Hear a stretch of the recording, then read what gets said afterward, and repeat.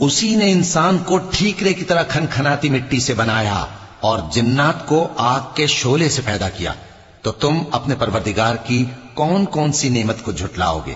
وہی دونوں مشرقوں اور دونوں مغربوں کا مالک ہے، تو تم اپنے پروردگار کی کون کون سی نعمت کو جھٹلاؤ گے؟ اسی نے دو دریا رواں کیے جو آپس میں ملتے ہیں، مگر دونوں میں ایک آڑ ہے کہ اس سے تجاوز نہیں کر سکتے، تو تم اپنے پروردگار کی کون کون سی نعمت کو جھٹلاؤ گے؟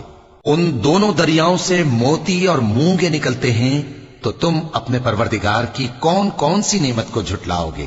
اور جہاز بھی اسی کے ہیں جو سمندر میں پہاڑوں کی طرح اونچے کھڑے ہوتے ہیں، تو تم اپنے پروردگار کی کون کون سی نعمت کو جھٹلاؤ گے؟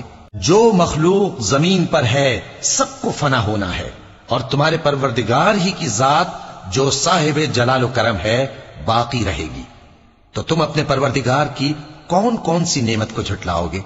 آسمان اور زمین میں جتنے لوگ ہیں سب اسی سے مانگتے ہیں، وہ ہر روز کسی نہ کسی کام میں ہوتا ہے، تو تم اپنے پروردگار کی کون کون سی نعمت کو جھٹلاؤ گے؟